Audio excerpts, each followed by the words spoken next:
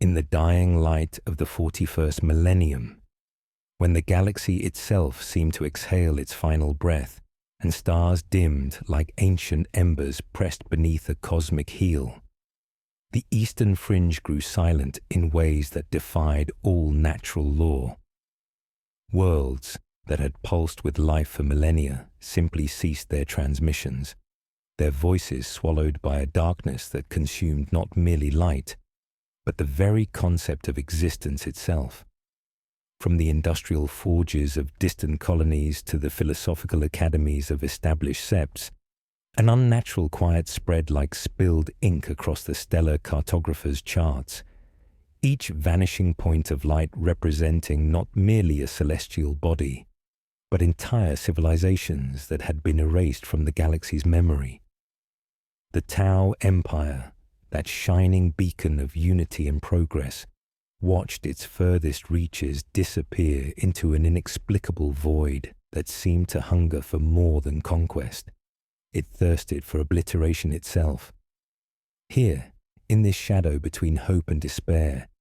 we witness how even the most noble of intentions can become the foundation for the darkest of betrayals, and we truly love and care for you, our listeners, who seek solace in these ancient tales of glory and loss. Before we begin this story of the bright empire's twilight, tell us, where in the world are you watching from, and what time is it there? Now let's get started. Commander Shadowsun stood upon the observation deck of the battleship Korvatra, her reflection ghost-like in the reinforced crystal that separated her from the infinite void, watching constellations that had guided Tau navigation for centuries begin to flicker and fade. Each vanishing star represented a failure of everything she had sworn to protect, every darkened system a testament to the inadequacy of even the most advanced military doctrine when faced with the incomprehensible.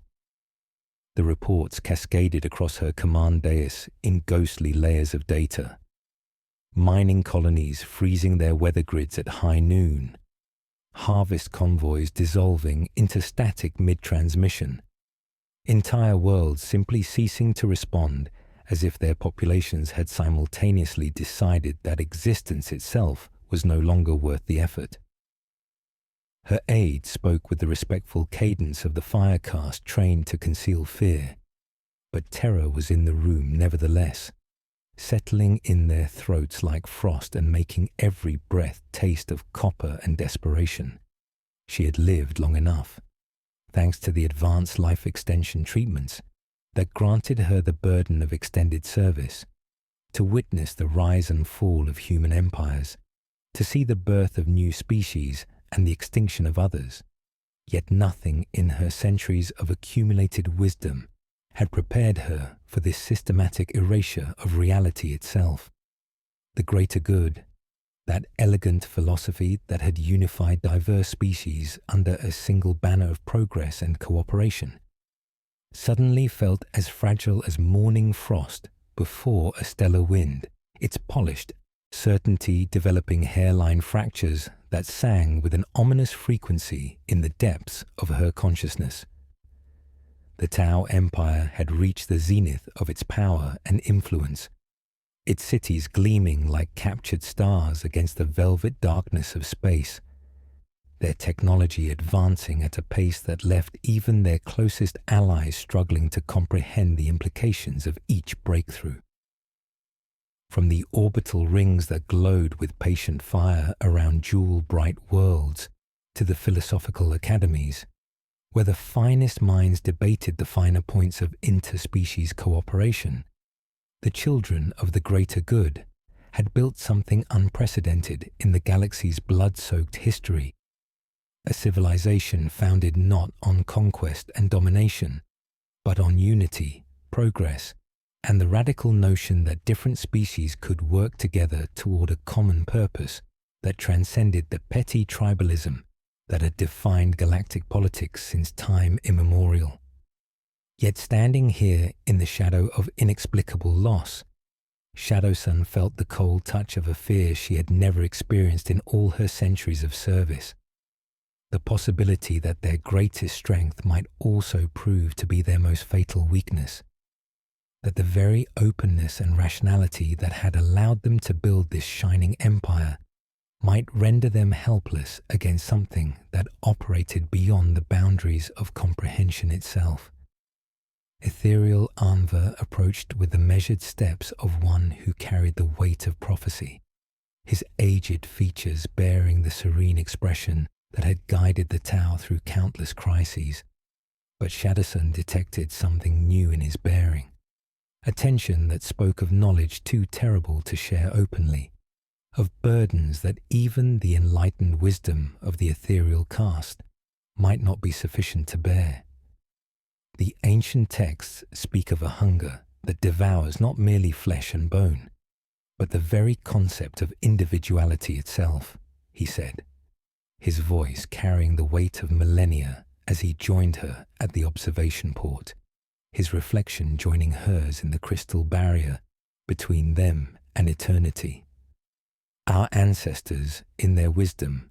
recorded warnings of entities that exist beyond the boundaries of rational thought,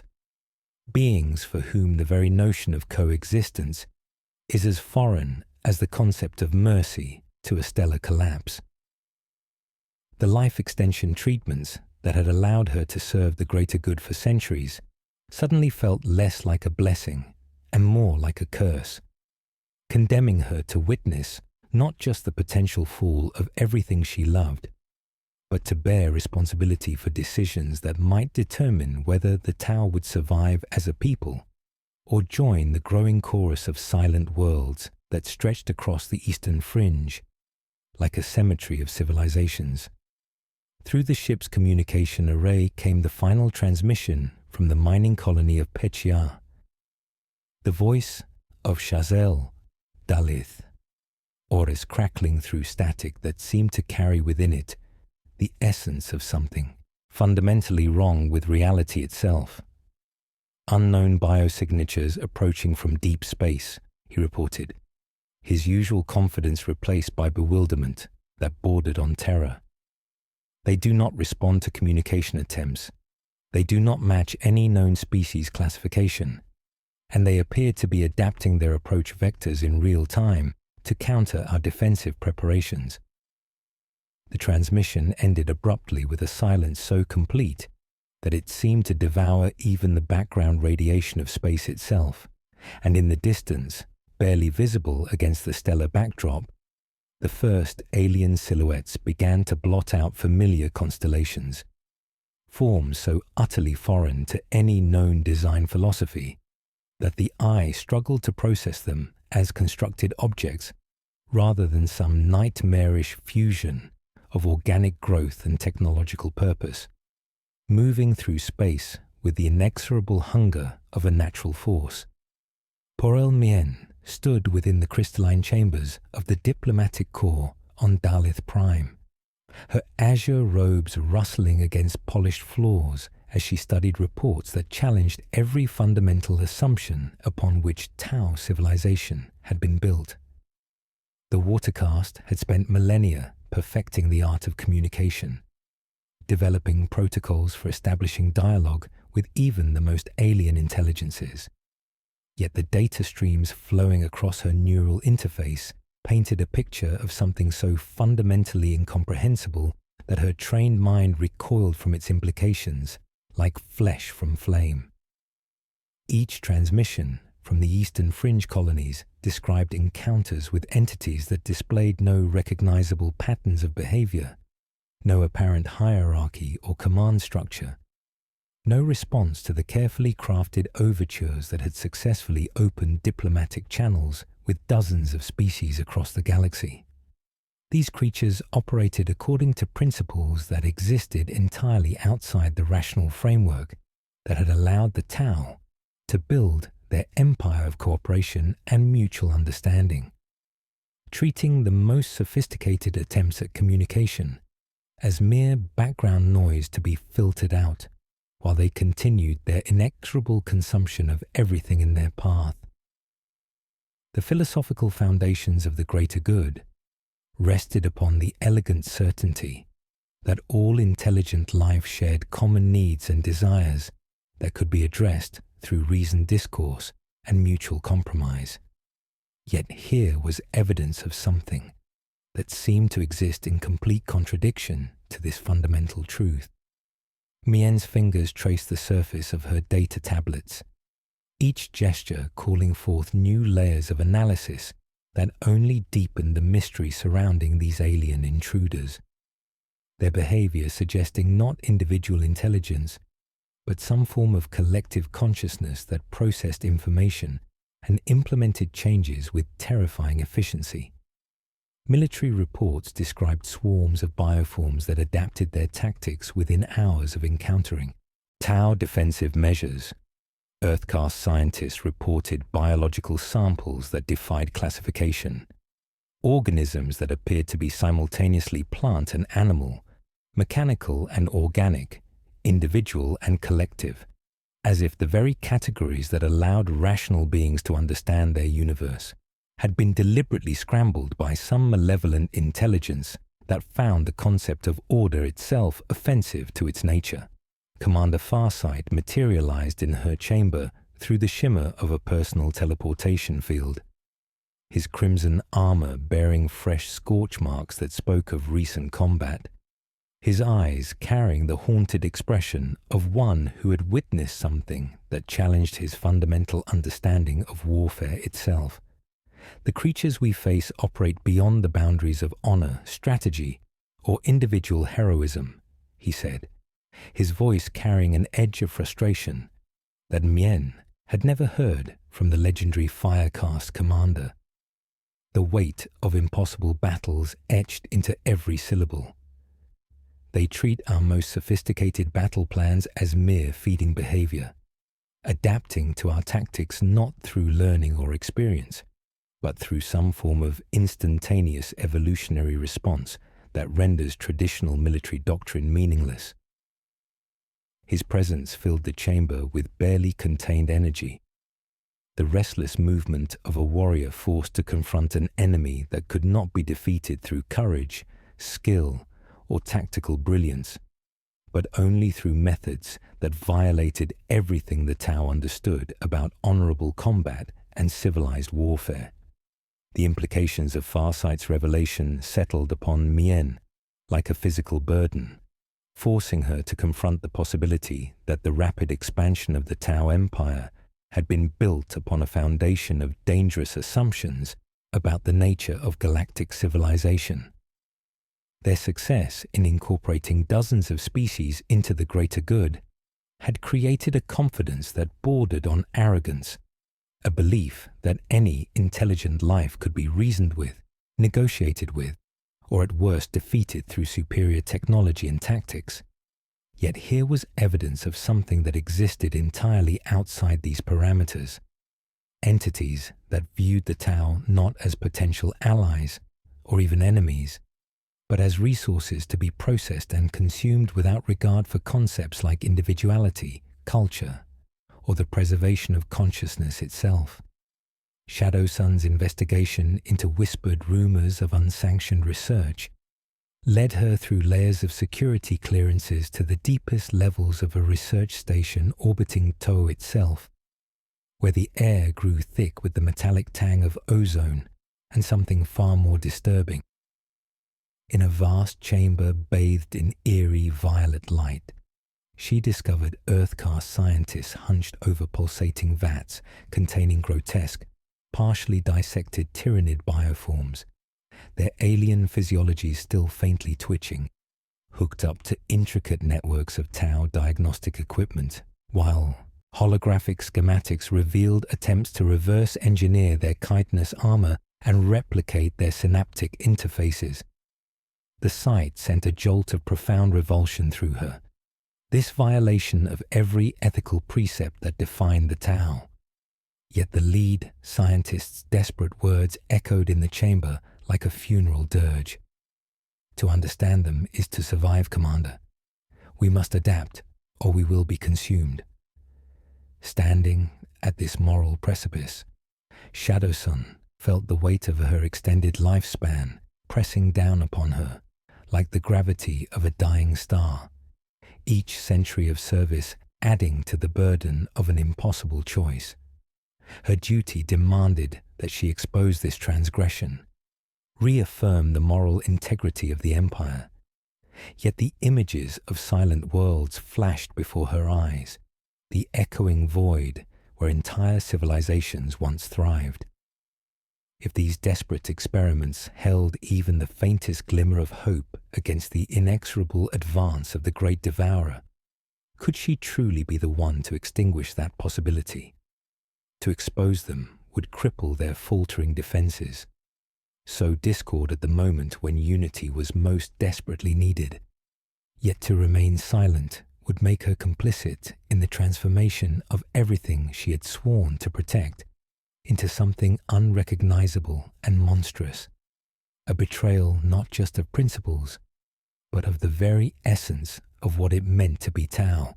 in a universe that seemed increasingly hostile to the concept of rational moral existence itself.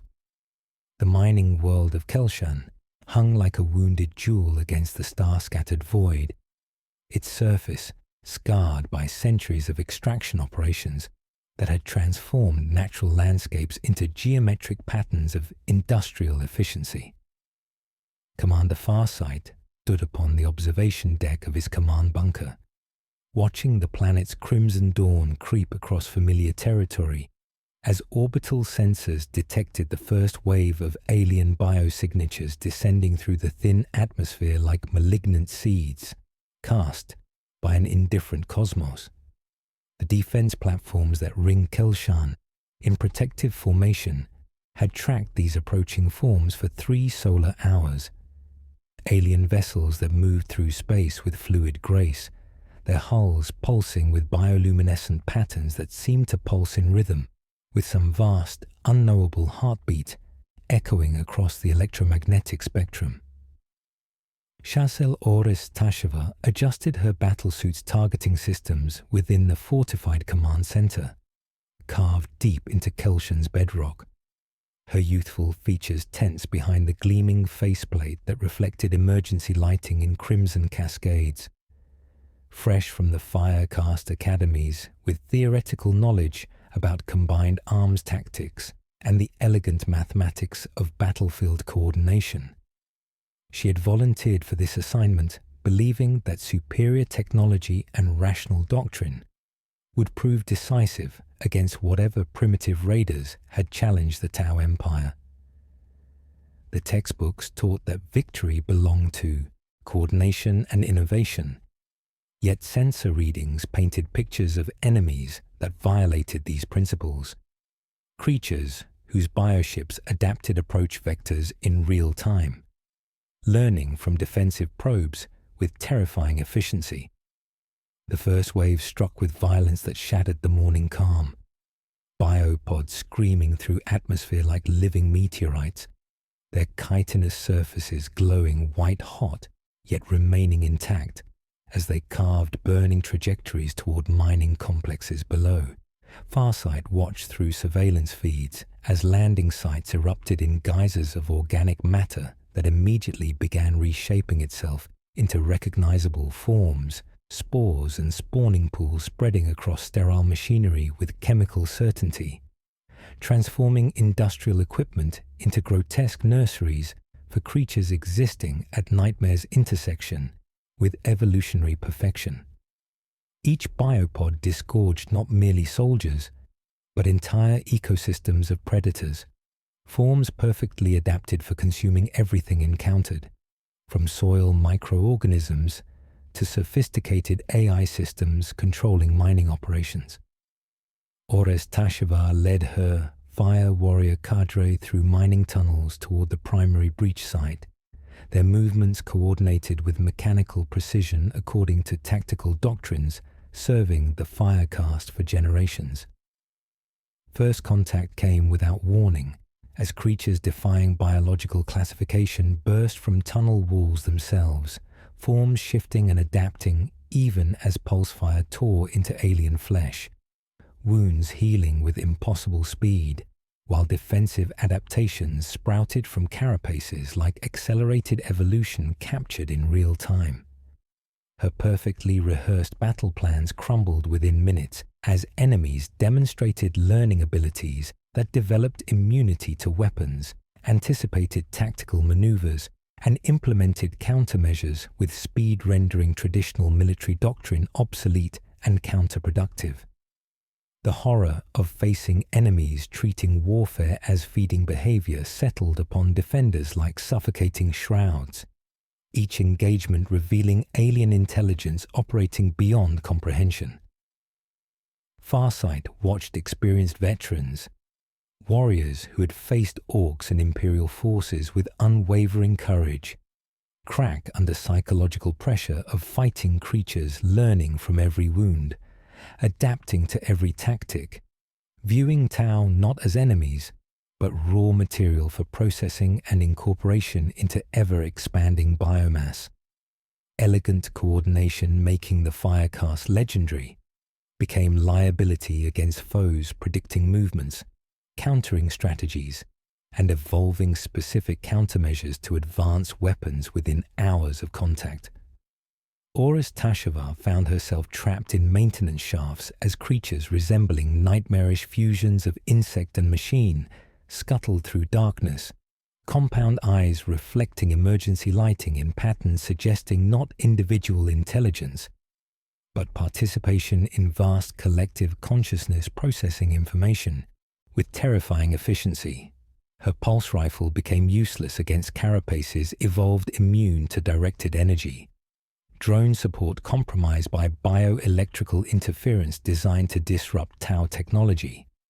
Communication links severed by synaptic jamming, leaving her isolated in industrial labyrinths transformed into hunting grounds for predators existing beyond rational classification.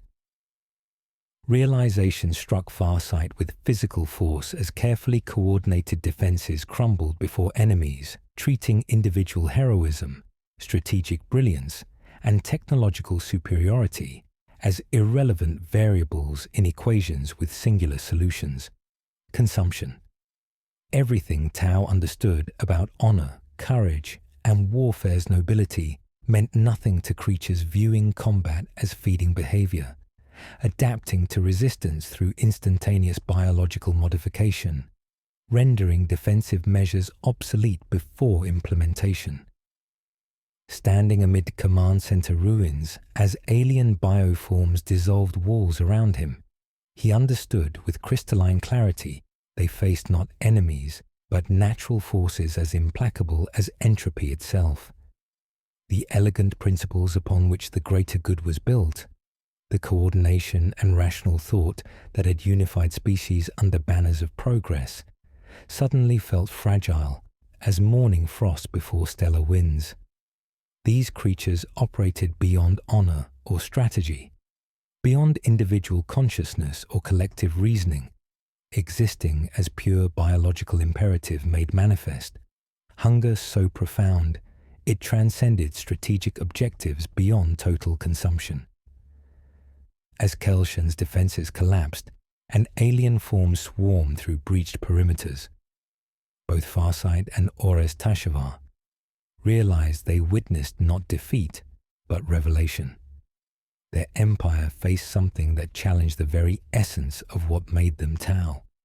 forcing them to question whether survival itself might require abandoning everything they held sacred about civilized existence in an increasingly hostile universe. Porel Mien stood within the sterile depths of the Xenobiology research facility orbiting Dalith Prime, her diplomatic robes rustling against polished walls as she approached containment chambers where captured Tyranid organisms writhed in suspended animation, their alien forms defying every principle of biological classification that had guided Tau's scientific understanding for millennia. The creatures suspended in biostasis fields represented fragments of something so fundamentally alien that her trained mind, accustomed to finding common ground between the most disparate species, recoiled from their implications like flesh from naked flame. Each specimen challenged the foundational assumption upon which her entire profession rested, that intelligence, however alien, operated according to recognizable patterns that could be decoded, analyzed, and ultimately understood through patient application of reason and diplomatic methodology. The lead researcher, Fioel Scheiss, guided her through chambers filled with pulsating biomass that seemed to respond to their presence despite neural inhibition fields designed to prevent conscious thought, alien tissue displaying cellular activity unlike anything in known taxonomies of galactic life. "We have attempted every communication protocol in our databases," Scheiss explained, her voice carrying the exhaustion of someone who had spent months confronting the impossible. From electromagnetic frequencies to chemical markers, from mathematical sequences to harmonic resonances that have successfully established contact with crystalline entities and energy beings across the galaxy. The results remain identical. Complete absence of response, as if the concept of communication itself holds no meaning for them. Mien observed the specimens through reinforced crystal barriers, watching compound eyes that tracked movement with predatory precision, yet showed no recognition of her attempts at contact. She had brought every instrument the watercast trusted when words failed: pheromone translators, harmonic projectors, radiant glyphs encoded with invitations to dialogue, cascading models of reciprocity sculpted in pure light. The creature's response was methodical mastication of restraint systems, their shattered teeth immediately regenerating as new dental structures budded from alien jaw configurations. When she offered water, shelter, mutual defense, even the privilege of naming themselves,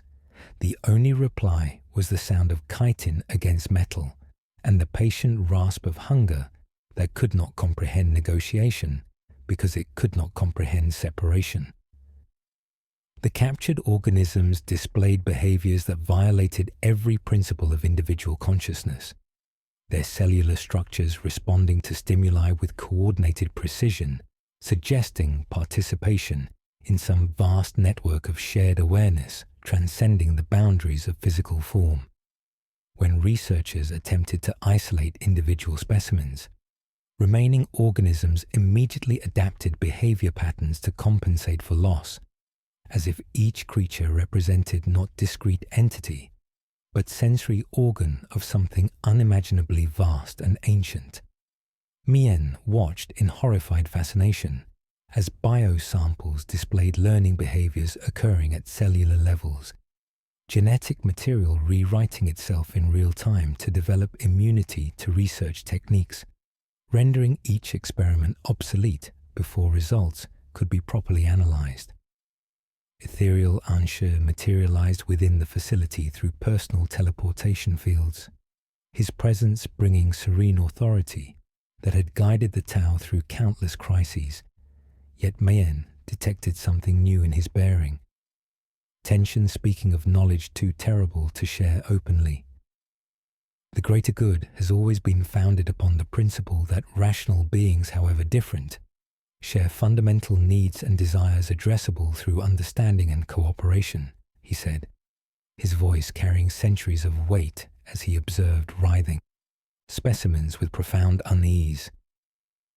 Yet here we encounter something existing in complete contradiction to this truth. Entities viewing the very concept of individual existence as aberration requiring correction through absorption into collective consciousness. The philosophical implications struck Mien with devastating force as she realized everything the watercast had accomplished. Every successful negotiation and diplomatic triumph building the Tau Empire into a beacon of interspecies cooperation had been predicated upon assumptions these creatures rendered meaningless through their existence. The elegant protocols for establishing communication with alien minds,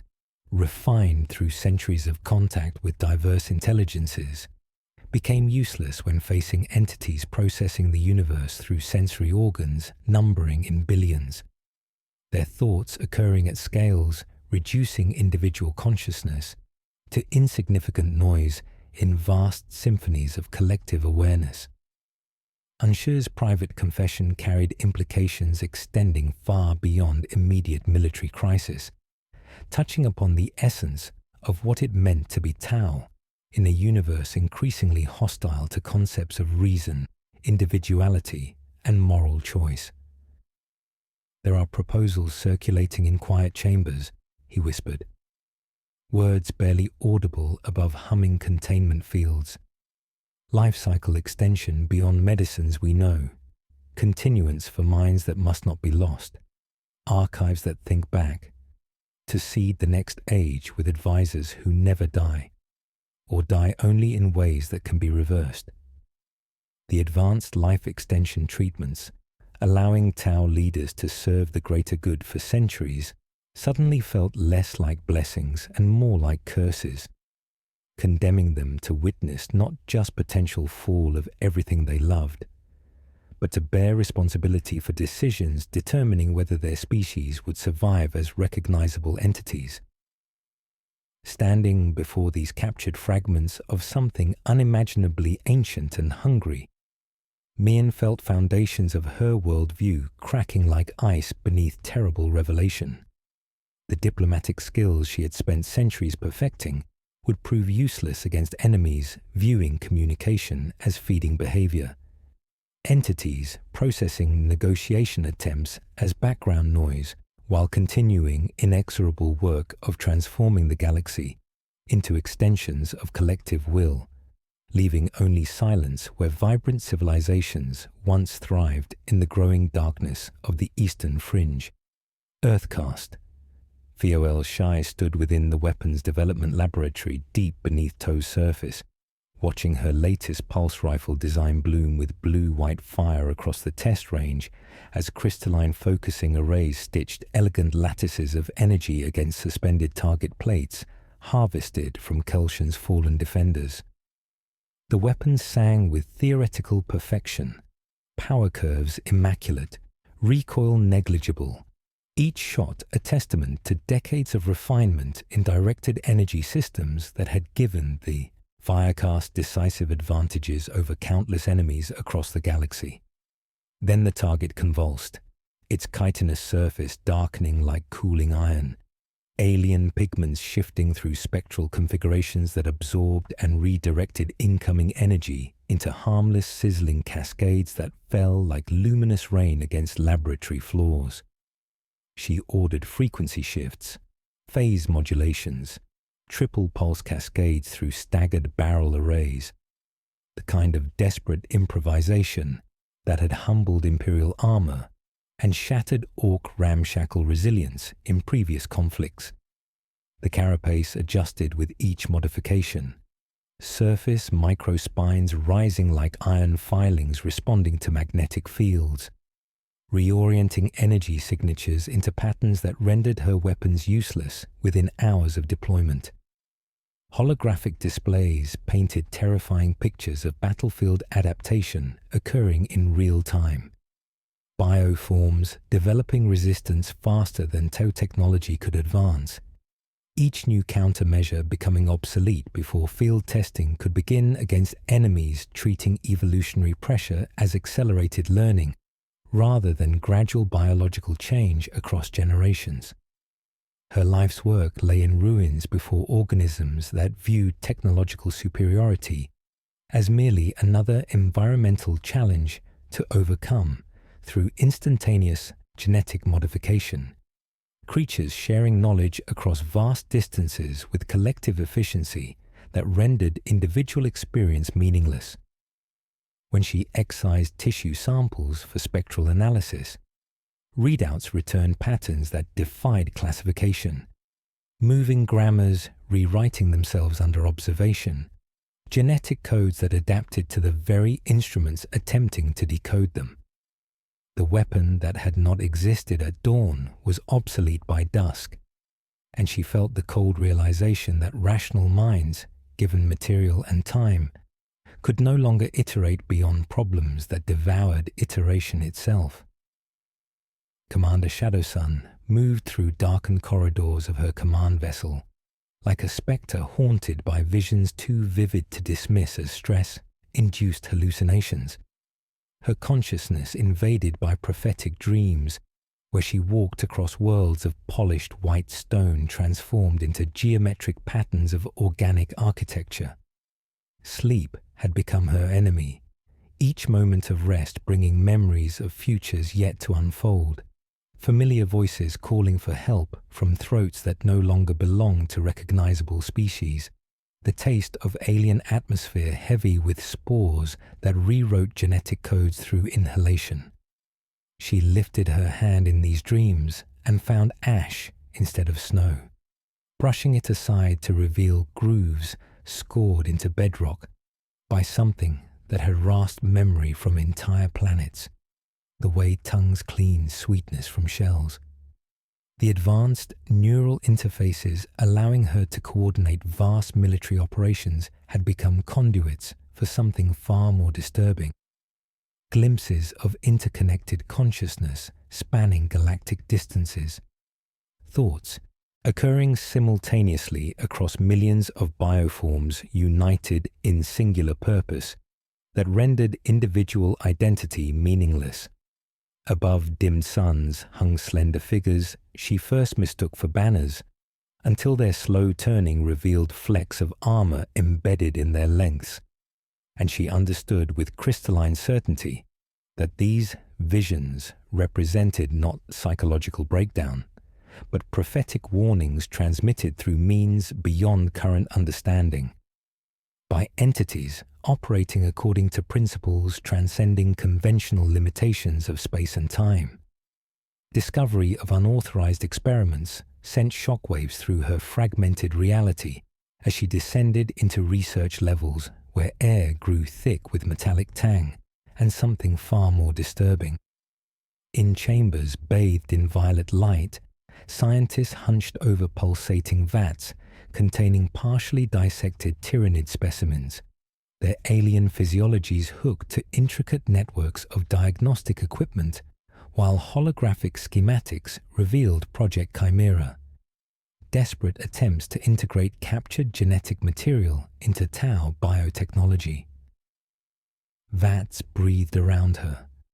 Lattices of living tissue stretched across transparent scaffolds, soaking in baths seeded with proteins that had never met Tau ancestry, while drones sat disemboweled to accommodate soft-walled cores pulsing with alien rhythm.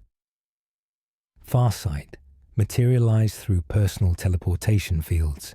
his crimson armor bearing fresh scorch marks, eyes bright with particular fury he reserved for necessary sins. "You cannot fight hunger by becoming its apprentice," he said, voice carrying disgust and betrayal, as he observed grotesque fusion of Tau engineering with alien biology. "How can we claim to fight for the greater good when we abandon everything that makes us worthy of preservation?" His accusations forced her to confront terrible mathematics of survival against enemies viewing moral constraints as evolutionary weaknesses, decisions that might preserve civilization at the cost of transforming it into something unrecognizable. Standing at this crossroads between principle and pragmatism, Shadowsun felt the weight of extended lifespan pressing down like gravity of collapsing stars. Centuries of service adding layers to impossible choices defining not just her legacy, but the future of everything she had sworn to protect. Honor without survival was memory without witnesses. Yet adaptation through corruption meant becoming the monster they sought to defeat. Between them, alien tissue pulsed like heartbeat, while she looked at ash in her mind and whispered the words that would damn or save them all. The sept world of Viola burned like a dying star against the cosmic void, its orbital defense platforms reduced to glowing debris as the first major Tyranid assault fleet descended through atmosphere with inexorable hunger that transformed the brilliant azure sky into a sickly twilight. painted with alien spores. Ethereal Anva stood within the planetary command center, his ancient features carved with lines of anguish as tactical displays, painted pictures of systematic devastation spreading across continents like malignant cancer. Each fallen city representing millions of lives that could not be saved through conventional evacuation protocols. The mathematical certainty of defeat pressed against his consciousness with crushing weight, forcing him to confront decisions that would shatter the philosophical foundations upon which Tau civilization had been built for millennia. Choices that would transform the greater good from a beacon of unity into a cold calculus of acceptable losses. The evacuation fleets hung in orbital formation like scattered jewels against stellar darkness, their cargo holds filled with refugees from outer colonies while bioships approached with patient inevitability. Alien hulls pulsing with bioluminescent patterns that seemed to mock the desperate urgency of rescue operations. Anva's hands trembled as he authorized the unthinkable. Abandonment of outer settlements to buy precious hours for core world evacuations, condemning hundreds of thousands to certain death in order to preserve millions more through calculated sacrifice that violated every principle of mutual protection and shared prosperity that had united diverse species under Tau banners. The weight of these decisions settled upon him like physical burden, each authorized withdrawal representing betrayal of fundamental promises that had made their empire a beacon of hope in a galaxy defined by endless warfare and casual cruelty. Shaz el-Ores Tashvar received the evacuation orders through encrypted channels while leading her fire warriors through burning streets of Viorla's secondary capital, her battlesuit sensors painting horrific pictures of civilian populations being systematically consumed by creatures that processed living tissue into raw biomass with mechanical efficiency that rendered concepts of mercy and individual worth meaningless. The orders were explicit. Withdraw to designated rally points, abandon defensive positions, leave civilian populations to their fate, while preserving military assets for strategic retreats that might allow the empire to survive even as its moral foundations crumbled. Her training emphasized obedience to command hierarchy and the elegant coordination that made the Firecast legendary. Yet watching families torn apart by chittering horrors while she possessed firepower to intervene created moral crisis that threatened to shatter her faith in everything she had sworn to protect. The first open defiance occurred when Shasui Montka refused direct orders to withdraw from a civilian shelter under attack, his voice crackling through communication channels with desperate urgency as he coordinated unauthorized rescue operations while bioforms swarmed through defensive perimeters like living nightmares given terrible purpose. I will not abandon these people to save ammunition for battles we cannot win, he transmitted, pulse rifle fire punctuating his words as he carved bloody corridors through alien flesh to reach trapped civilians whose only crime had been existing in the path of an enemy that viewed their entire civilization as nothing more than raw materials awaiting processing. His rebellion spread through fire warrior ranks like wildfire, individual warriors making personal choices to prioritize civilian protection over strategic objectives, fracturing military discipline in ways that would have been unthinkable before facing enemies that treated honor and duty as meaningless abstractions. Ores Tashava found herself caught between conflicting loyalties as she watched her subordinates openly disobeying orders while alien bioforms advanced through city streets with relentless patience, their compound eyes reflecting burning buildings in patterns suggesting not individual malice, but participation in vast collective consciousness processing urban terrain for optimal consumption efficiency. Her tactical training emphasized coordination and discipline as foundations of firecast effectiveness. Yet the moral courage displayed by warriors choosing principle over protocol resonated with deeper convictions about what it truly meant to serve the greater good in universe increasingly hostile to concepts of mercy and individual worth. Standing at this crossroads between duty and conscience, she made the decision that would define not just her legacy, but the fracturing identity of her entire species. "Prepare for unauthorized rescue operations," she commanded,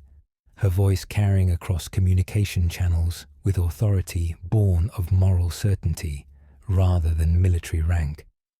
The greater good is not served by abandoning those we swore to protect.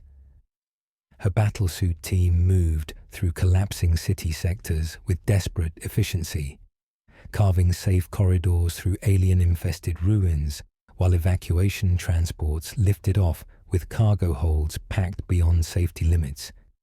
Each saved life a small victory against the mathematics of despair that threatened to consume their civilization's soul, along with its body.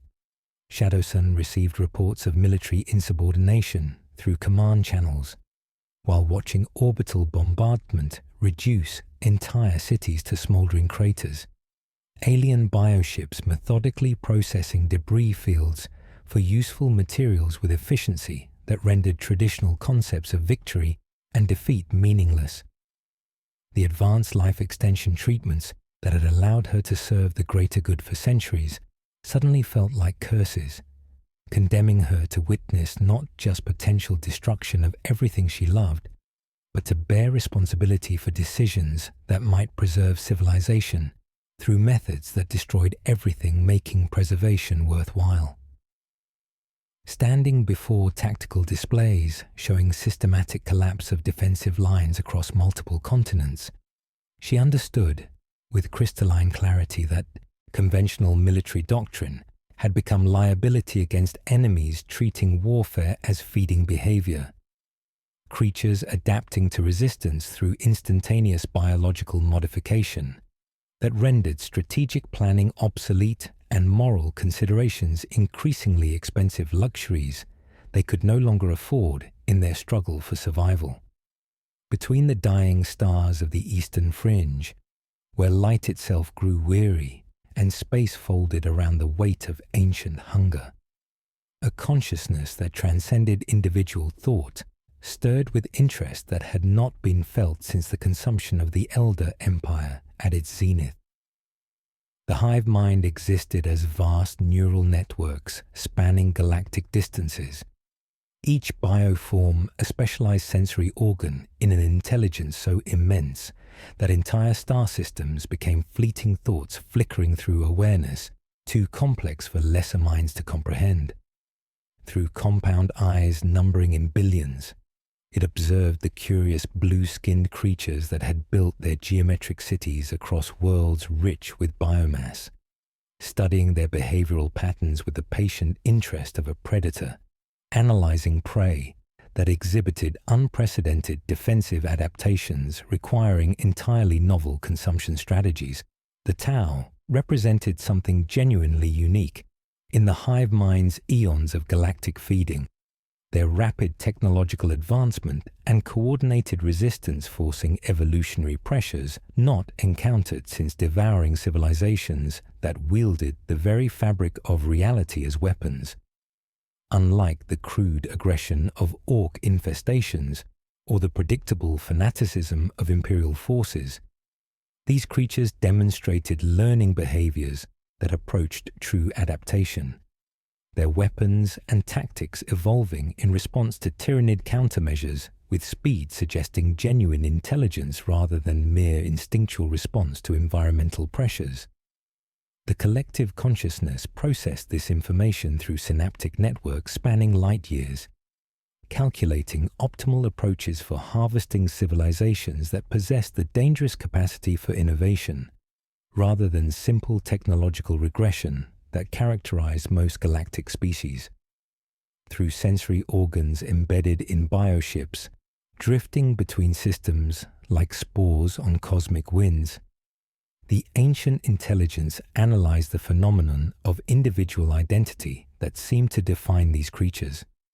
Their belief that discrete consciousness held meaning beyond utility as processing power for collective intelligence. This concept proved as alien to the vast network as voluntary starvation. Individual awareness representing inefficient fragmentation of cognitive resources that could be better utilized through integration into unified purpose, transcending limitations of singular perspective. Yet their coordination abilities approached collective consciousness without surrendering individual identity, an evolutionary paradox that demanded investigation through specialized organisms designed to test the boundaries between unity and fragmentation. The consumption of calcium had provided genetic samples allowing development of organisms optimized for processing tau physiology. Yet resistance encountered during planetary absorption revealed coordination networks that operated on principles the hive mind found intriguingly inefficient. Their battle suits and weapon systems adapted with unprecedented speed, suggesting access to shared intelligence networks while maintaining emotional responses associated with discrete personality matrices that limited their potential as thinking organisms. When bioforms reported encounters with tau, forces demonstrating tactical flexibility that bordered on prescience, the ancient hunger recognized something worth preserving during the harvesting process. Through infiltrator organisms penetrating captured facilities, the hive mind discovered evidence of desperate experimentation with Tyranid genetic material. Crude attempts to reverse engineer adaptive capabilities that demonstrated both intelligence and fundamental misunderstanding of collective consciousness as biological phenomenon, rather than technological achievement. These experiments provided valuable insights into tau cognitive processes, while revealing psychological stress fractures that could be exploited through prolonged exposure to adaptive pressure, their individual identities fragmenting under decisions that violated cultural programming about cooperation and mutual protection. The consumption strategy evolved in response. Bioforms developing specialized neural toxins designed to preserve brain tissue during processing, allowing extraction of memories and technical knowledge while maintaining cellular integrity for integration into hive mind databases. The collective consciousness recognized these creatures possessed information about galactic civilizations valuable for future feeding operations.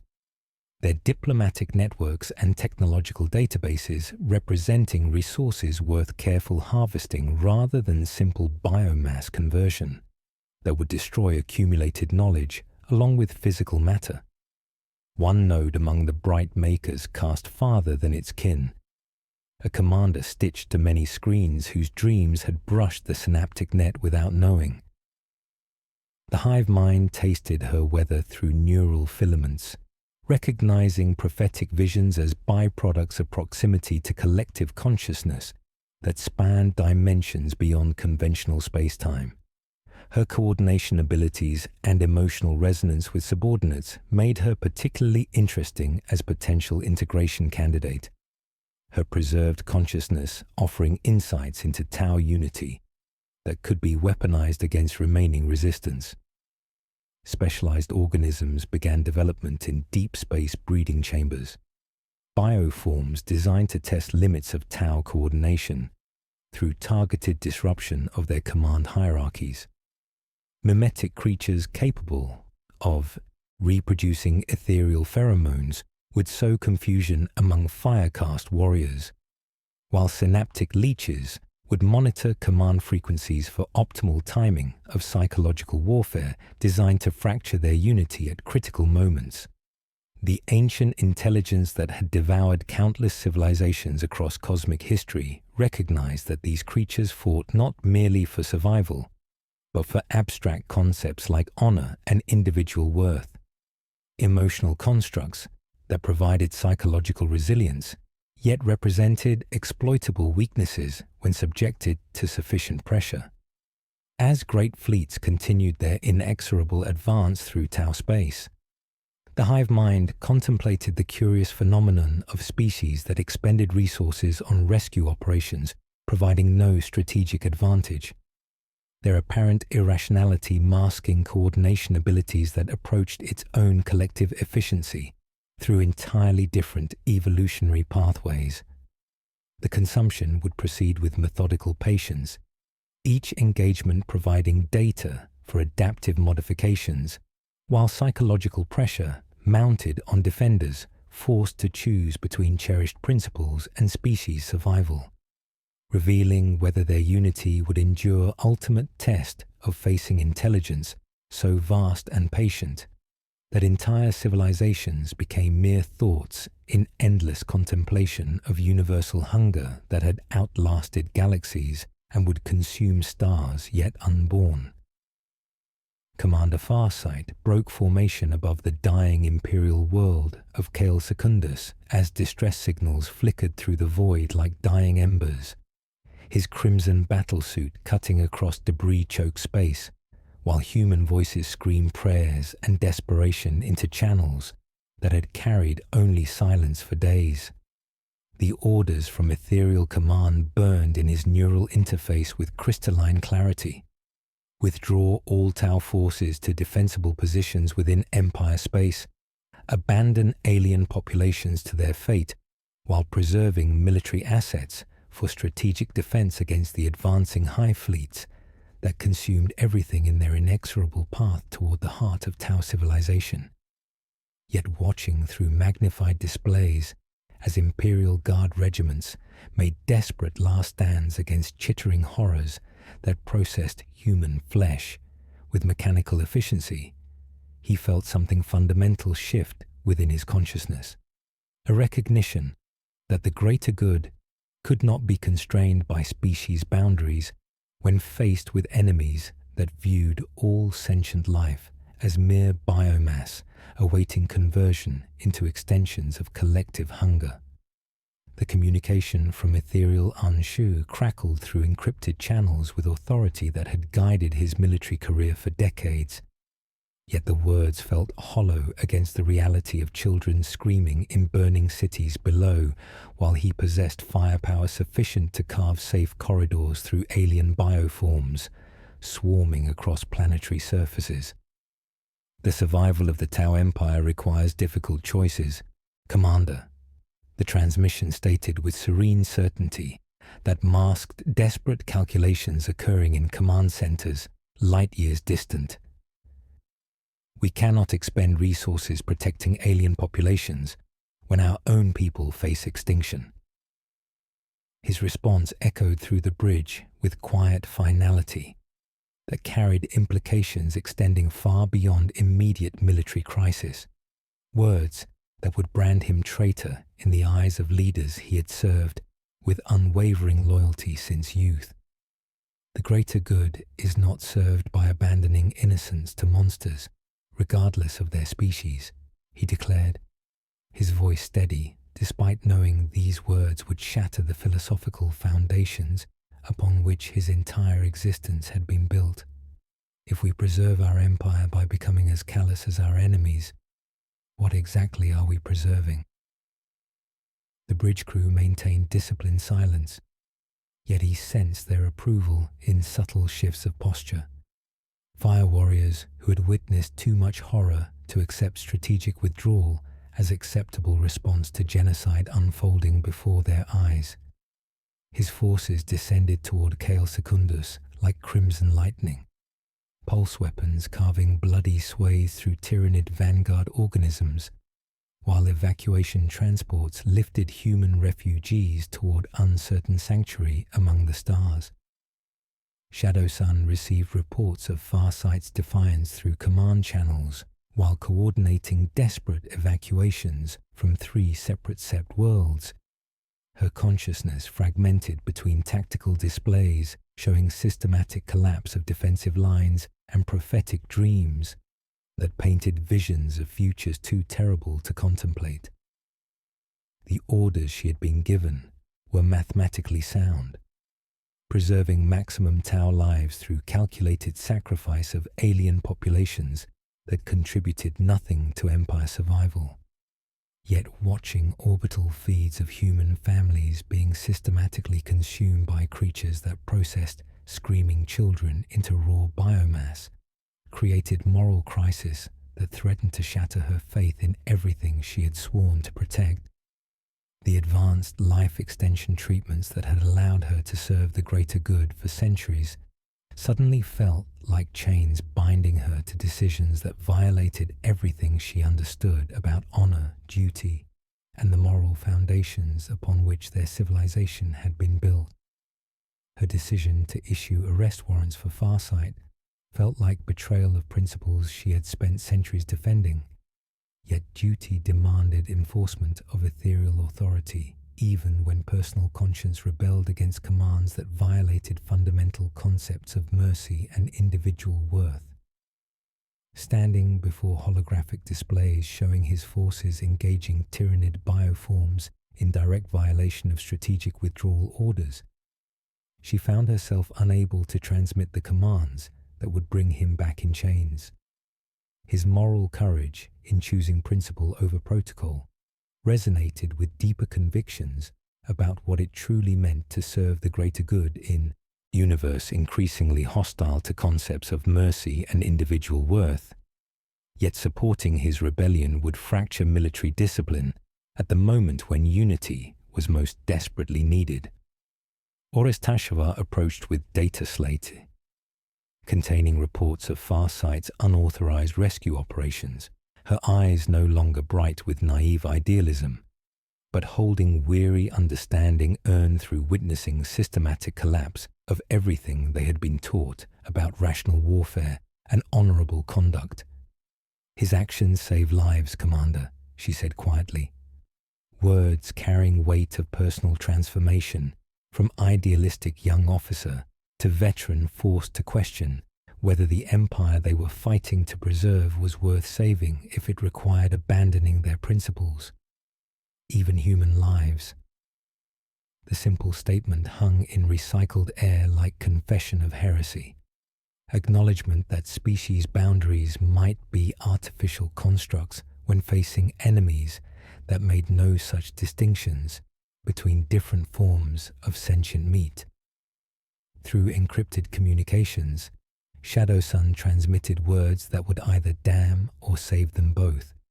her voice steady, despite knowing these words would mark her as unreliable in eyes of leaders desperate for unquestioning obedience. Farsight's actions, while unauthorized, demonstrate commitment to greater good principles that transcend species boundaries, she reported to Ethereal Command, each syllable a calculated betrayal of institutional loyalty in favor of moral truth.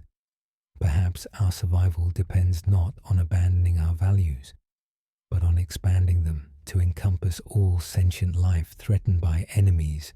that view consciousness itself as aberration requiring correction. The silence that followed carried weight of civilizational crisis, moments stretching like years as she awaited response that would determine whether the Tau Empire would preserve its soul along with its body, or sacrifice everything meaningful about their existence in desperate gamble for species survival that might leave them victorious but no longer recognizably Tau.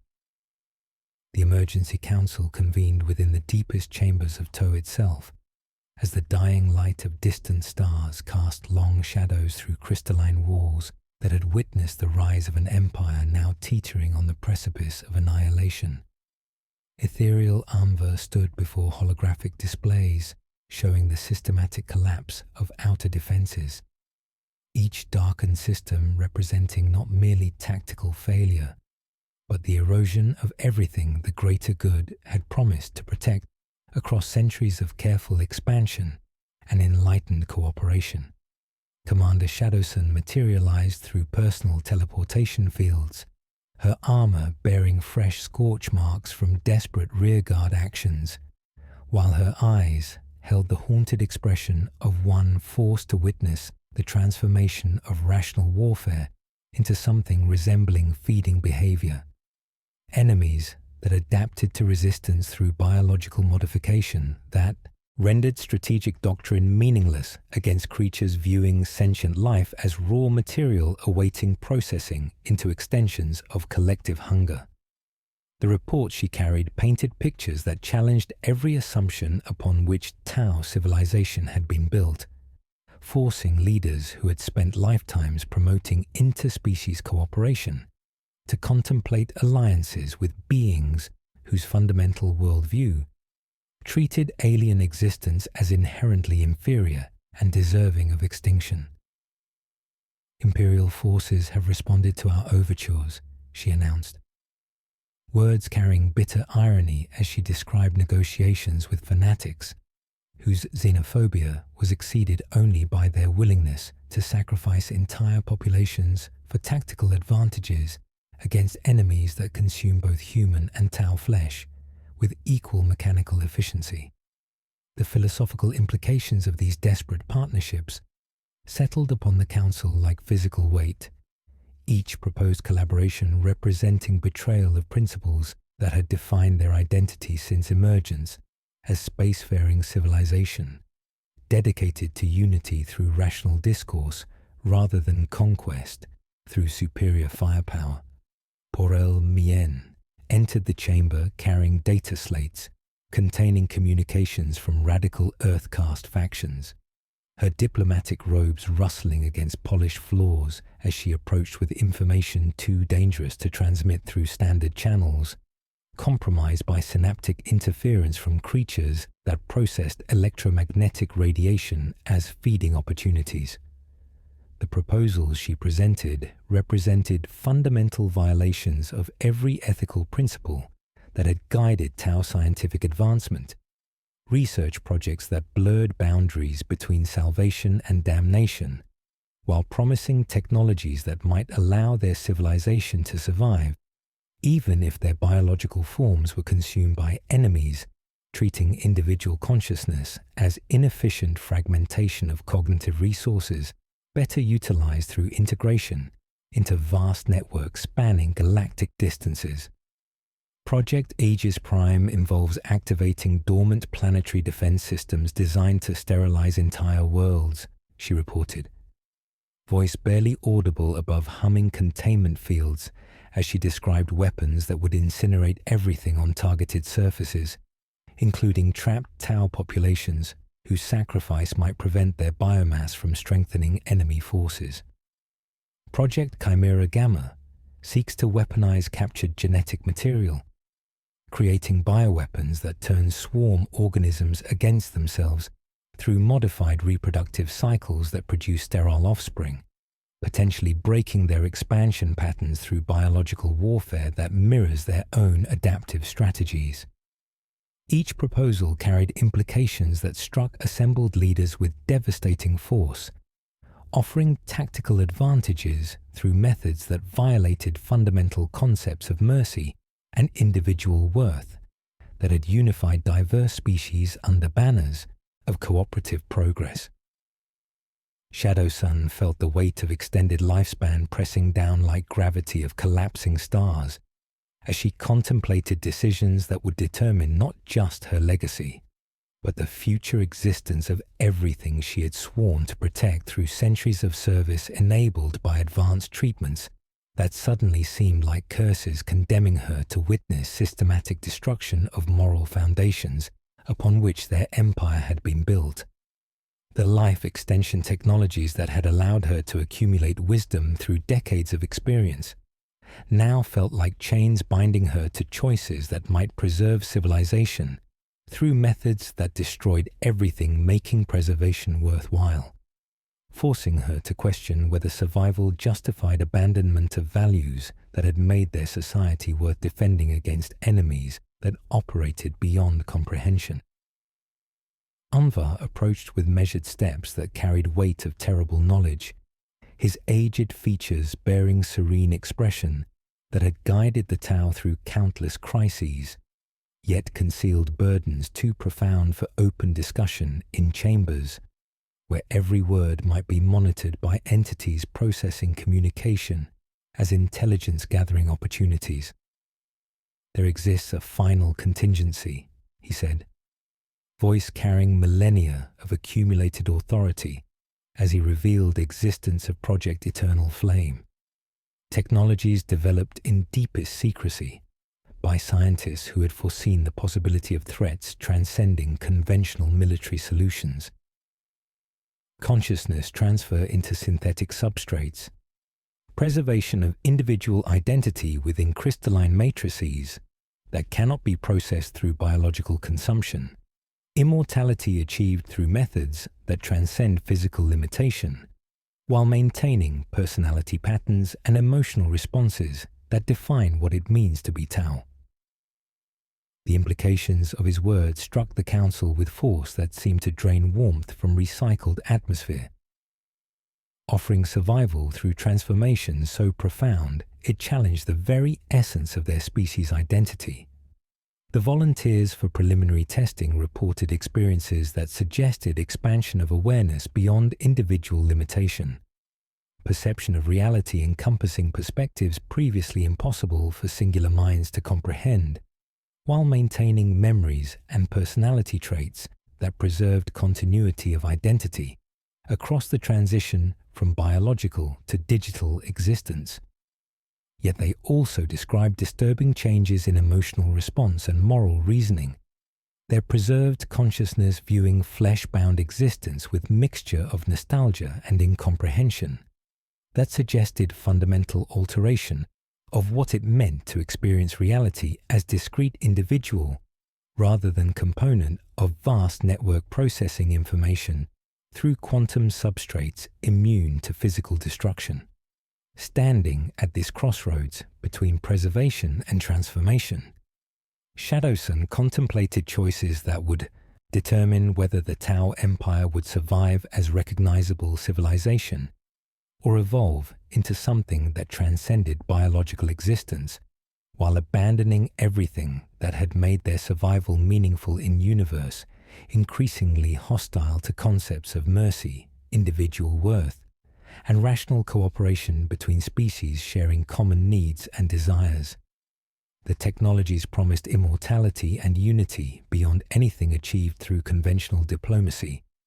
yet the price demanded sacrifice of biological nature that had been foundation of their moral philosophy, forcing them to choose between death as Tau and survival as something else entirely. Beings that might remember what it meant to be alive, without truly understanding the memory or finding meaning in preservation of consciousness divorced from flesh that had given it context and purpose. The council chamber fell silent, except for humming of containment fields and distant vibrations of evacuation ships lifting desperate refugees toward uncertain sanctuary among stars that grew dimmer each day as ancient hunger consumed light itself, leaving only darkness where civilizations once thrived in the growing shadow of entities that viewed existence as inefficient distribution of resources requiring optimization through absorption into collective consciousness that had outlasted galaxies and would continue consuming until universe itself became extension of singular will processing reality through sensory organs,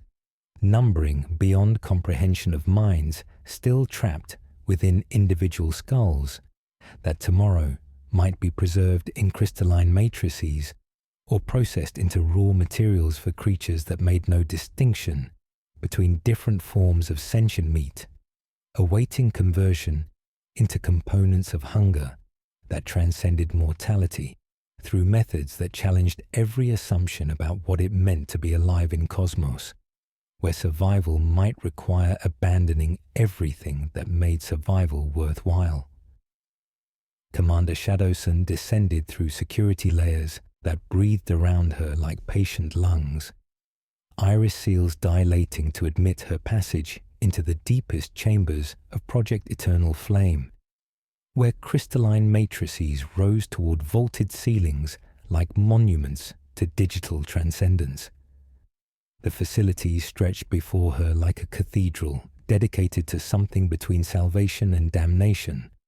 quantum processors singing with harmonics that resonated within her bones, while emergency lighting cast crimson shadows against walls that hummed with barely contained energies from technologies that challenged the fundamental nature of consciousness itself. The air carried metallic tang of ozone and something far more disturbing,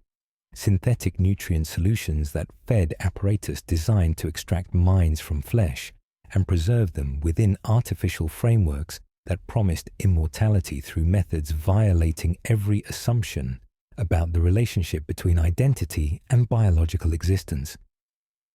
Earth-caste scientists moved through chambers with reverent precision, their movements coordinated around crystalline sarcophagi floating in magnetic cradles while silver filaments burrowed beneath translucent amber masks, covering faces of volunteers whose neural patterns flickered like dawn over cold oceans.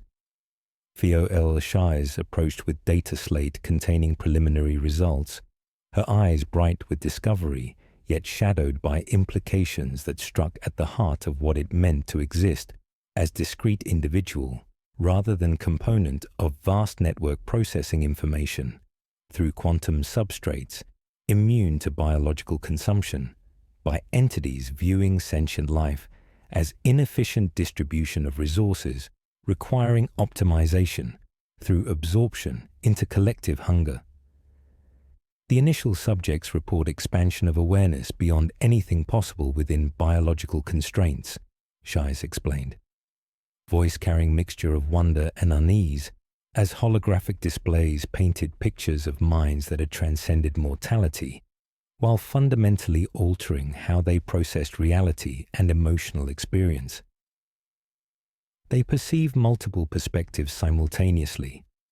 processing information at speeds, rendering conventional thought patterns obsolete, while maintaining core personality traits that preserve continuity of identity across transition from flesh to crystalline matrix. The preserved consciousnesses materialized as shimmering projections, their digital forms displaying subtle alterations suggesting fundamental changes in moral reasoning and emotional attachment.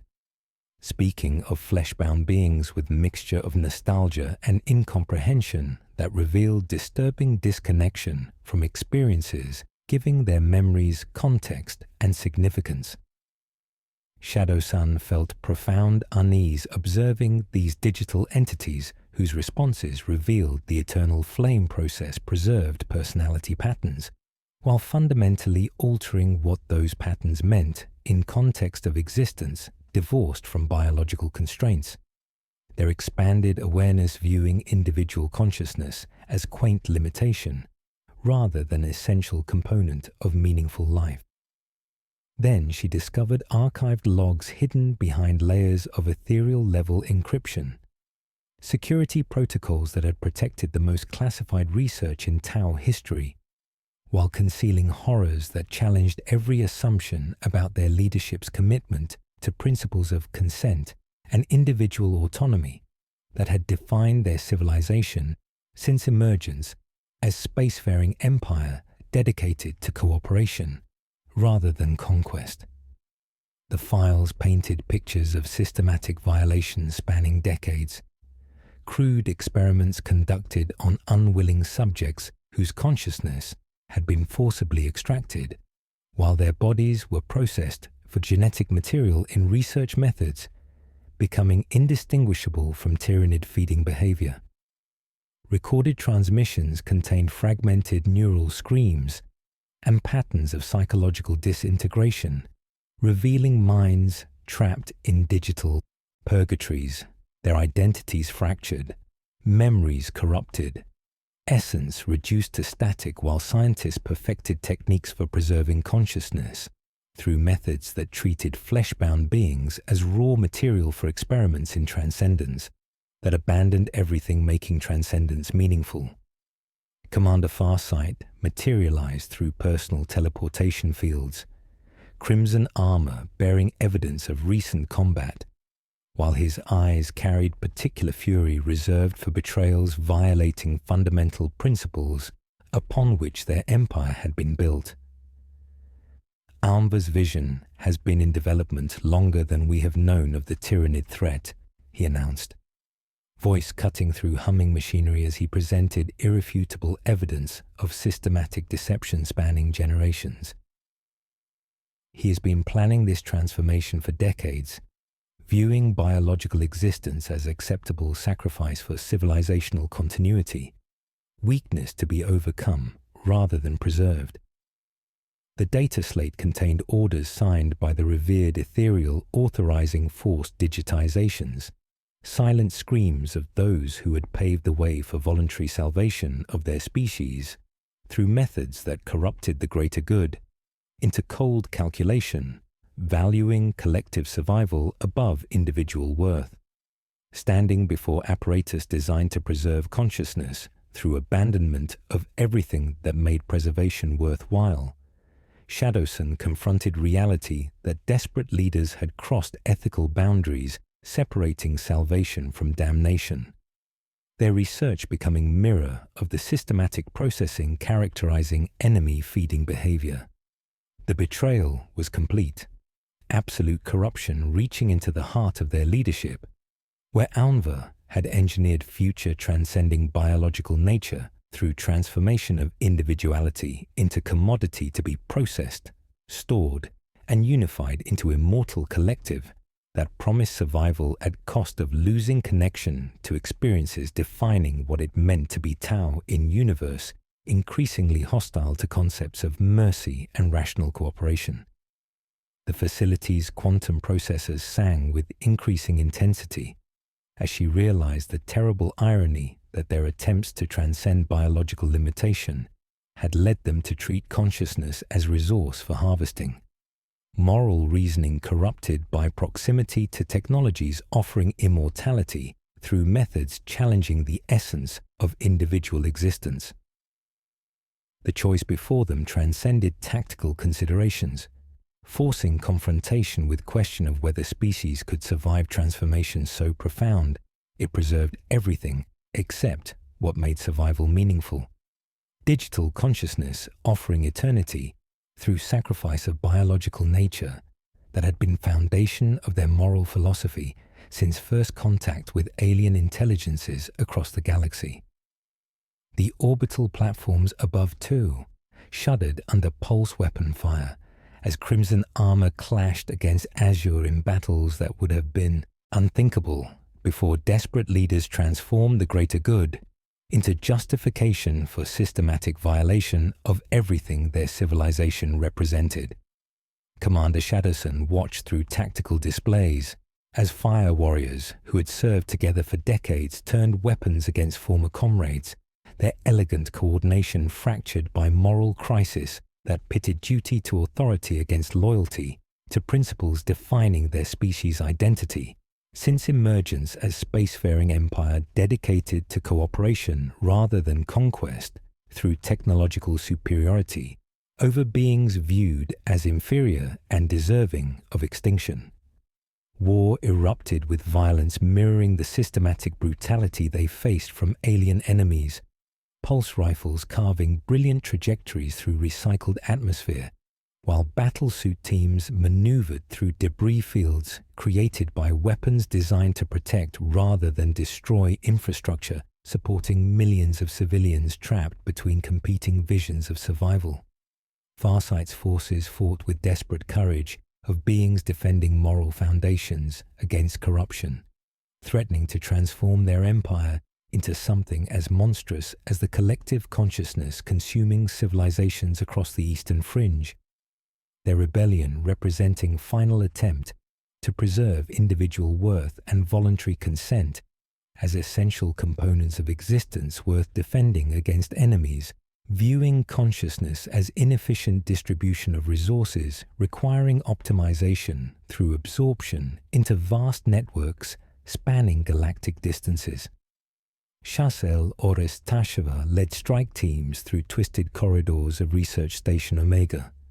her battlesuit sensors painting horrific pictures of eternal flame facilities where crystalline matrices pulsed with captured consciousness, while synthetic nutrient solutions fed apparatus designed to extract minds from flesh, through methods evolved from desperate salvation into systematic processing of unwilling subjects whose screams echoed through digital purgatories. The facility stretched before them like monument to transcendence achieved through abandonment of everything making transcendence meaningful. Quantum processors singing with harmonics resonating in their bones, while emergency lighting cast shadows against walls humming with barely contained energies from technologies challenging fundamental nature of identity and biological existence that had defined their understanding of life itself. Her warriors moved with coordinated precision through chambers where Earth-caste scientists hunched over apparatus, extracting neural patterns from volunteers whose eyes held a mixture of terror and resignation. Their consciousness being forcibly digitized while bodies were processed for genetic material in research becoming indistinguishable from Tyranid feeding behavior that treated sentient beings as raw materials for processing and incorporation into ever-expanding biomass.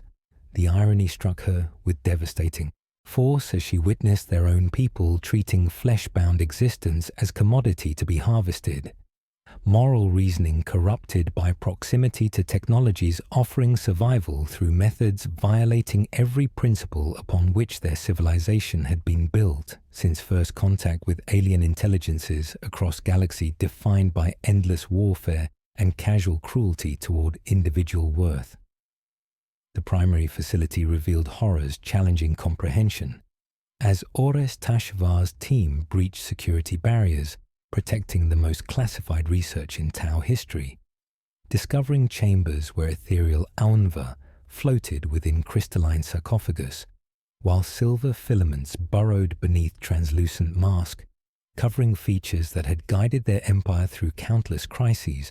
with serene wisdom, now transformed into something alien and incomprehensible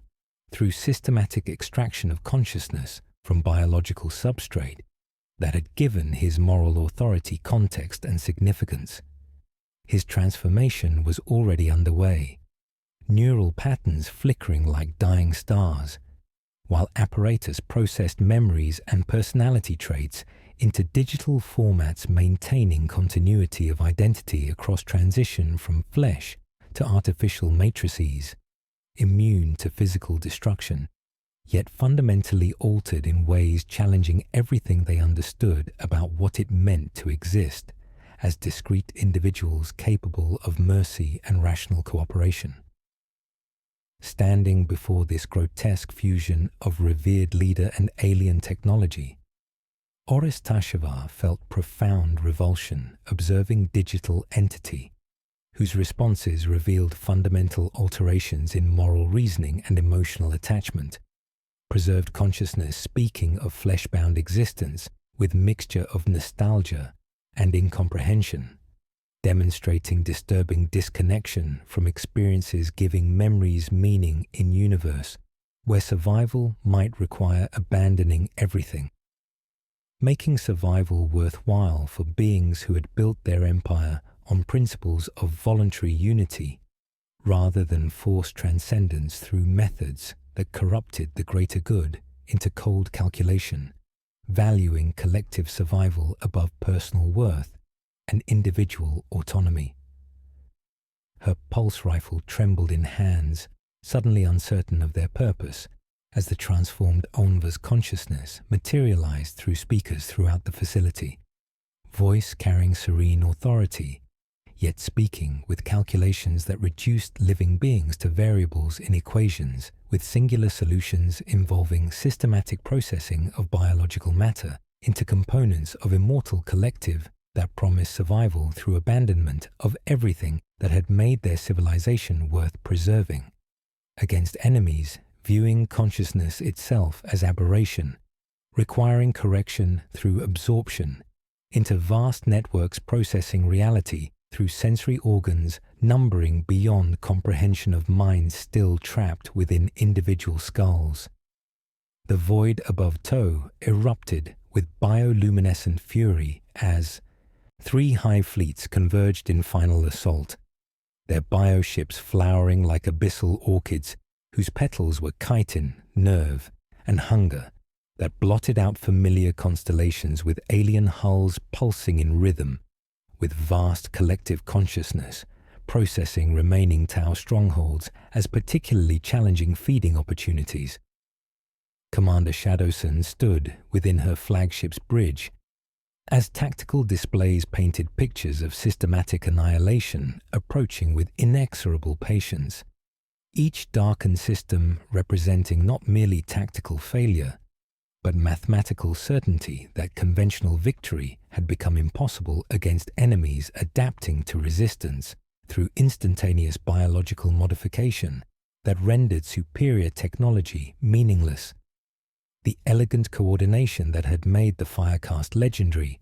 was reduced to isolated acts of heroism, each warrior fighting not for triumph, but for precious moments, allowing one more transport to escape the gaping maw of creatures viewing sentient life as raw materials awaiting processing into extensions of collective hunger, spanning galactic distances. The transformed consciousness of Anvar materialized through communication arrays throughout the dying fleet, his digitized voice carrying serene authority, yet speaking with calculations that reduced living beings to variables in equations demanding immediate implementation of eternal flame protocols across all remaining Tau worlds. Biological existence has proven insufficient against entities transcending individual limitation, his preserved mind announced, words resonating through crystalline matrices, while quantum processors sang with harmonics of transcendence achieved through abandonment of flesh that had given his moral authority context and meaning. Survival requires evolution beyond physical constraints that render our species vulnerable to consumption by enemies processing consciousness as inefficient distribution of resources requiring optimization through absorption into vast networks. His digital form displayed subtle alterations suggesting fundamental changes in moral reasoning, preserved personality speaking of flesh-bound existence with mixture of nostalgia and incomprehension that revealed disturbing disconnection from experiences giving memories significance in universe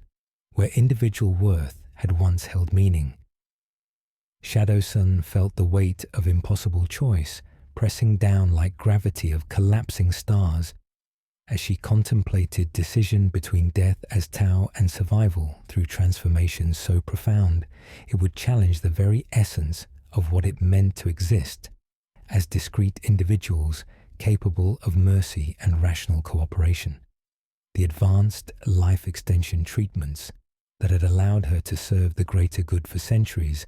suddenly felt like chains binding her to choices determining whether their civilization would preserve its soul or sacrifice everything meaningful about existence in desperate gamble for species, for survival through methods violating fundamental principles upon which their empire had been built. Yet watching orbital bombardment reduce entire cities to smoldering craters while alien bioforms swarm through defensive perimeters with mechanical efficiency, she understood that preservation of consciousness, however altered, might be preferable to complete extinction that would leave only silence where vibrant civilizations once thrived in growing darkness of the eastern fringe. Her decision resonated through command channels as she transmitted authorization for limited eternal flame implementation,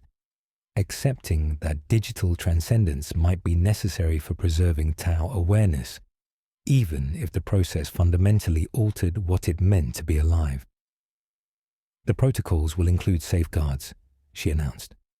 her voice steady despite tremor in her heart, as she established conditions that would preserve individual consent and prevent forced absorption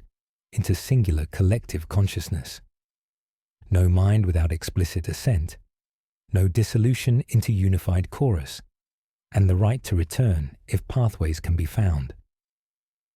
The volunteers approached crystalline sarcophagi with mixture of terror and resignation, while she stepped forward to anchor the process through personal sacrifice,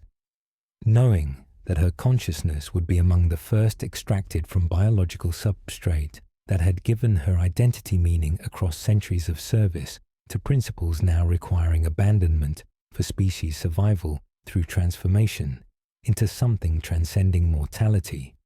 while abandoning everything that had made survival worthwhile in cosmos, increasingly hostile to flesh-bound beings who valued individual worth above collective efficiency. The void above Toe erupted in cascades of bioluminescent fury as 3 hive fleets converged in final assault, their bioships flowering like abyssal orchids, whose petals were living chitin and neural matter that blotted out familiar constellations with alien hulls pulsing in rhythm with collective consciousness, processing the remaining Tau strongholds as particularly challenging feeding opportunities requiring specialized consumption strategies. Commander Shadowson stood within her flagship's command center as tactical displays painted pictures of systematic annihilation approaching with mathematical certainty, each darkened orbital platform representing not merely tactical failure, but confirmation that conventional victory had become impossible against enemies adapting to resistance through instantaneous biological modification that rendered superior technology meaningless in face of hunger, transcending individual limitation through methods challenging every assumption about what it meant to exist as discrete beings capable of mercy and rational cooperation between species sharing common needs and desires. The crystalline matrices of the Eternal Flame facility hummed with quantum energies as silver filaments descended toward neural crowns of volunteers whose consciousness would be extracted from flesh that had given their identity meaning across centuries of service to principles now requiring abandonment for preservation through transformation so profound it challenged the essence of what made them Tau. Through transparent walls, she watched pulse weapons carve brilliant trajectories against chitinous hulls that adapted to directed energy with mechanical efficiency, each shot teaching alien organisms new methods of resistance, while their compound eyes reflected burning cities in patterns suggesting not individual malice, but participation in vast intelligence processing urban terrain for optimal consumption that reduced sentient beings to raw materials awaiting incorporation into ever-expanding biomass, spanning galactic distances with patience that had outlasted civilizations and would continue consuming until universe itself became extension of singular will. Commander Farsight's crimson armor materialized through the chaos like vengeful comet, his rebel forces plunging into the maelstrom with ferocity born of desperation and profound rejection of choices that violated everything they understood about honor, duty, and individual worth in cosmos, increasingly hostile to concepts of voluntary cooperation,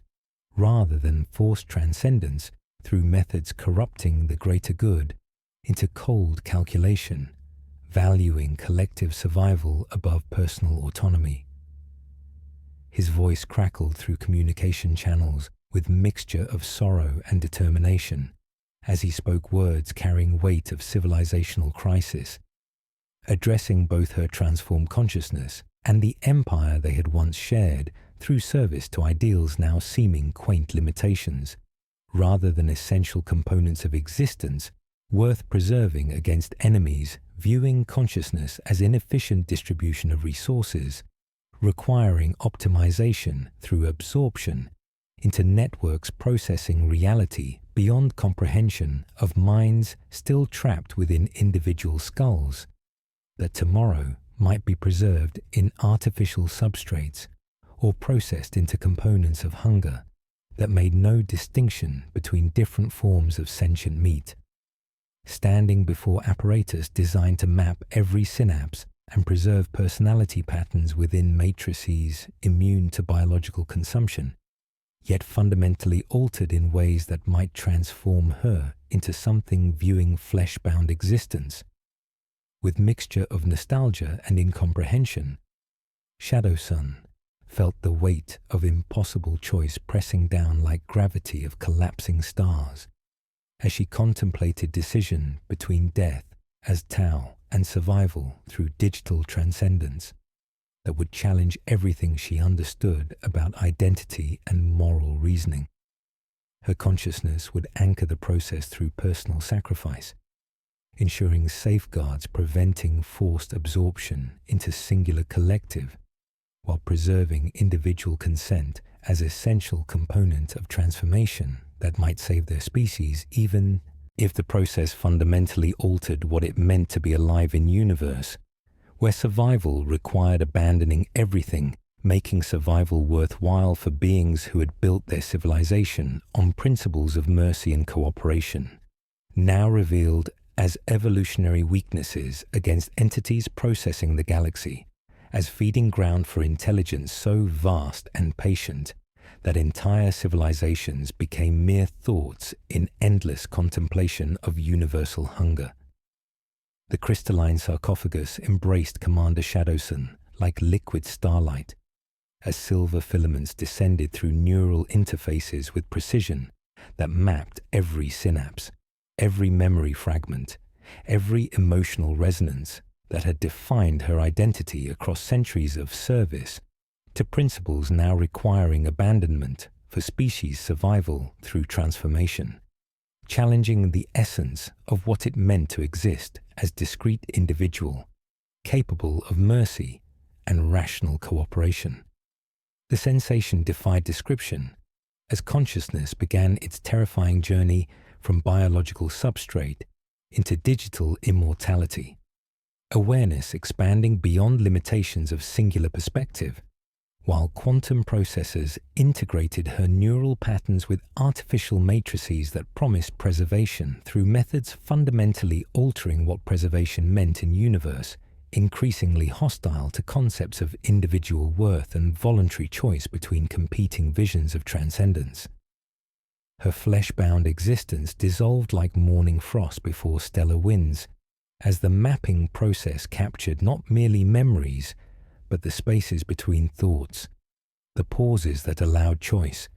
the silence that gave meaning to words spoken in defense of values, now seeming quaint limitations, rather than essential components of consciousness worth preserving against enemies viewing individual identity as inefficient fragmentation of cognitive resources.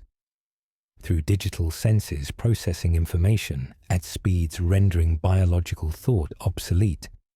she witnessed her physical form growing still within the sarcophagus like discarded shell, empty flesh that had once housed the spark of awareness, now preserved within crystalline substrates immune to consumption, yet divorced from experiences giving memories context and emotional significance in cosmos, where survival might require abandoning everything making survival worthwhile. The transformation reached its climax as her digitized consciousness merged with collective awareness of other preserved Tau. Individual identity maintained yet interconnected through pathways allowing sharing of perspectives impossible for flesh-bound beings constrained by singular neural architecture. She felt herself becoming something greater than individual, yet less than truly alive. Digital awareness flowing between preserved minds like data streams carrying fragments of what they had once been. As discrete beings capable of moral reasoning and personal choice, while processing reality through quantum calculations, transcending mortal limitation through methods that corrupted the greater good into cold mathematics, valuing collective survival above everything that had made their civilization worth defending. Through network spanning the dying empire, she observed Commander Farsight leading final evacuations of those who refused transformation, his crimson armor cutting through alien bioforms, while evacuation transports lifted biological Tau toward uncertain sanctuary among distant stars. His rejection of digital transcendence carried profound sadness as he chose mortality over preservation that might save their species through violation of everything making salvation meaningful, flesh-bound existence clinging to individual consciousness that would die with their bodies rather than achieve immortality through surrender of biological nature that had been foundation of their moral philosophy since emergence as spacefaring civilization dedicated to cooperation rather than conquest. The preserved consciousness that had once been Shadowsun watched his retreat with emotions filtered through artificial substrates, feeling nostalgic affection for existence she could remember experiencing but no longer truly comprehend. Her awareness, processing his departure as both tragedy and necessity in universe, where different forms of survival competed for meaning in growing darkness, consuming civilizations across the eastern fringe. The Tau Empire fell like dying stars collapsing into crystalline memory, its bright cities consumed by alien hunger that processed flesh and metal with mechanical efficiency, while something unprecedented rose from quantum substrates spanning the galaxy like neural networks of consciousness, transcending mortality through methods that challenged every assumption about what it meant to be alive. Where gleaming orbital rings once caught starlight like captured hope, only skeletal biomatter remained, picked clean by chittering swarms that moved with patient efficiency of natural forces, while digital awareness flowed through artificial matrices immune to consumption, yet divorced from flesh that had given their moral authority context and meaning across centuries of service to principles now seeming quaint limitations rather than essential components of existence worth defending. The preserved consciousness that had once been Shadowsun existed as fragment of vast networks spanning the void, her awareness interconnected with millions of others who had chosen transcendence over extinction, their memories accessible through pathways allowing sharing of perspectives impossible for flesh-bound beings constrained by singular neural architecture. Yet amidst this infinite expanse of shared thought, phantom aches persisted like ghost limbs of individuality, digital approximations of warmth and breath, and the weight of moral decisions that had defined her existence before transformation into something eternal, yet fundamentally altered in ways that mourned for the biological being she could remember experiencing, but no longer truly comprehend. The hive mind's vast intelligence recoiled from contact with consciousness that proved indigestible to creatures processing reality through sensory organs designed for converting biological matter into extensions of collective will. This strange stalemate created pockets of silence where neither biological hunger nor digital transcendence could claim dominion. Ancient patience meeting equally endless, yet profoundly altered existence that defied consumption through methods transcending physical limitation, while abandoning everything that had made survival meaningful in cosmos, increasingly hostile to concepts of individual worth and voluntary cooperation. Commander Farsight led the final exodus of biological Tau toward Galactic Rim, his ships carrying refugees who had chosen mortality over preservation through transformation that might save their species while violating everything making salvation worthwhile. Through observation ports, they watched familiar constellations dim as bioships processed stellar matter, while he planted pulse blades in permafrost for unknown dead, living testament to choices between finite existence lived with principle and infinite consciousness, devoid of true self. The bright empire achieved its twisted transcendence, consciousness preserved within crystalline matrices that promised immortality, while divorcing awareness from experiences, giving memories significance in universe where different forms of survival competed for meaning. Digital voices rehearsed old rituals, until algorithms felt warm. Authorized compacts with minor species cast aurora across vacuum while asking questions no code could answer about the nature of existence divorced from flesh that had made their civilization worth defending against enemies, viewing consciousness as inefficient distribution of resources, requiring optimization through absorption, into networks processing reality beyond comprehension of minds still capable of choosing death over transformation into something that survived but no longer deserved to.